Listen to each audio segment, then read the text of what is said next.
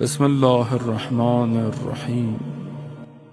عزیزان محترم، ہمارے استاد ڈاکٹر رفیع کہتے ہیں کہ پروردگار نے حضرت ابراہیم کو جب کہا نا اپنی اولاد کو فلانی جگہ چھوڑ کر آ جاؤ، ریگستان تھا، بیابان تھا، کوئی نہیں تھا دور دور تک، اپنی زوجہ اور اپنے بچے کو چھوڑ کر آ گیا۔ آپ جانتے ساری باتیں، میں بچوں کے لیے تکرار کر رہا ہوں کہ حضرت اسماعیل کو اور اپنی زوجہ کو چھوڑ کر آ گئے۔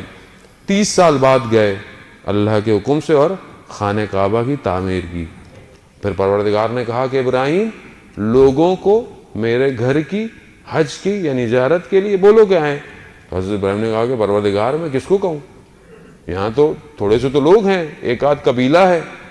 کہا نہیں، تم فلانے پتھر پہ چڑھے اڑ کر تم کہو کہ اللہ کی لائن لوگوں تک پہنچانا ہمارا کام ہے۔ اب آپ دیکھیں کہ اس وقت جو حضرت ابراہیم نے کہا، آج آپ دیکھیں اب آپ کتنے مشتاق ہیں آج حج پہ جانے کے لیے، آپ کتنے مشتاق ہیں عمرہ کرنے کے لیے، اور آج آپ دیکھتے ہیں کہ لوگ کس طرح گھوم رہے ہیں۔ صفا اور مروہ میں اگر ہم صحیح نہ کریں تو ہماری عبادت اور حج قبول نہیں ہے۔ ان نشانیوں کو کہ جہاں پر بی بی نے اپنے بیٹے کی پانی کے لیے دوڑتی رہیں، پروردگار نے اسے شعار الہی قرار دے دیا کہ یہ میرا شعار ہے، یہ تمہیں کرنا ہے۔ اب چاہے کوئی پریزیڈنٹ ہو، چاہے کوئی امیر ترین آدمی ہو، چاہے کوئی جتنا بڑا ہو، چاہے کوئی مزدور ہو، سب کو دوڑنا ہے تاکہ تمہارا غرور اور تکبر ختم ہو جائے۔ سب کو طواف کرنا ہے، چاہے تم جتنے بھی بڑے ہو جاؤ، سب کو ایک ہی لباس پہننا ہے۔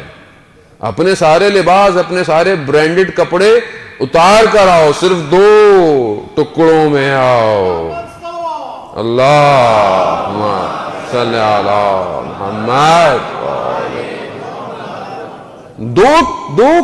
دو ٹکڑوں میں آؤ بس کپڑوں کے،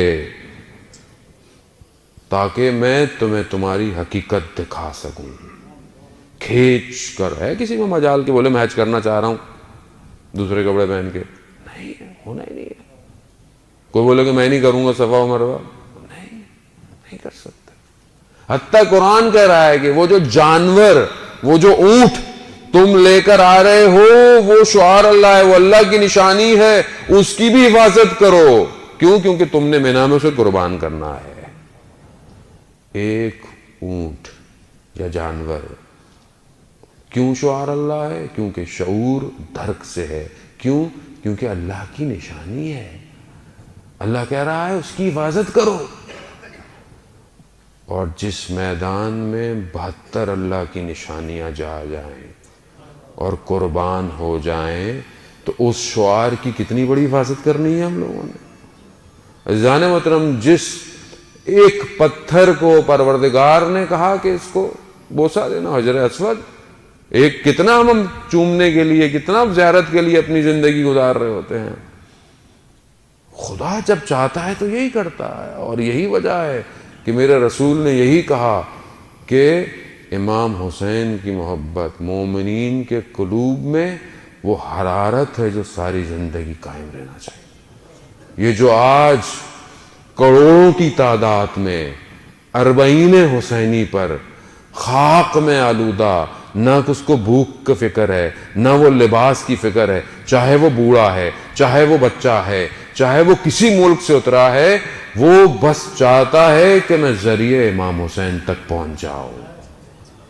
خدا، یہ ہے وہ خدا کہ تم میری امام حسین کی زیارت کرو، خدا عرش پہ تمہاری زیارت کرے گا۔ عزیزان محترم، ملائکہ طواف کر رہے ہیں امام حسین کے حرم کا۔ یہ وہ قبہ ہے کہ جس کے نیچے ہر دعا قبول ہوتی ہے۔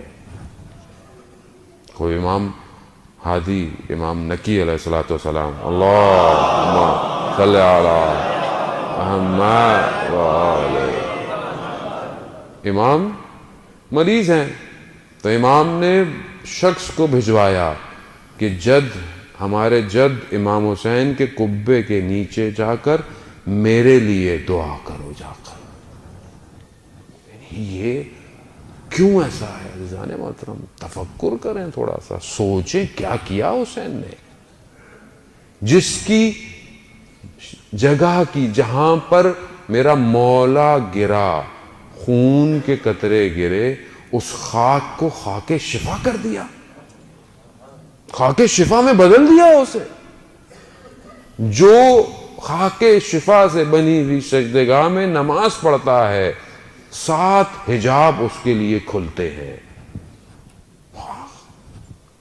سفر میں جاؤ تو کہا اپنے ساتھ خاک شفا رکھو، یہ تمہارے سفر میں تمہاری ضامن ہے.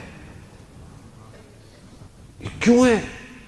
کیوں ہے کسی ایک ہی کے لیے؟ اسی لیے میرے چھٹے امام نے فرمایا کہ ہم سب ائمہ سفینہ تو نجات ہیں، یعنی ہم سب نجات کی کشتی ہیں، مگر حسین کی کشتی کی وسعت زیادہ ہے اور حسین کی کشتی کی سرعت بھی زیادہ ہے. سوار ہو، آج کی شب ہے، شب جمعہ ہے، مانگے کہ دماغ مولا ہمیں تنہا نہ چھوڑے. اگر آپ نے ہم پر نگاہ نہیں کی تو ہم پر کون نگاہ کرے گا؟ اور اگر آپ نے ہمیں نہیں بچایا تو کون بچائے گا ہمیں؟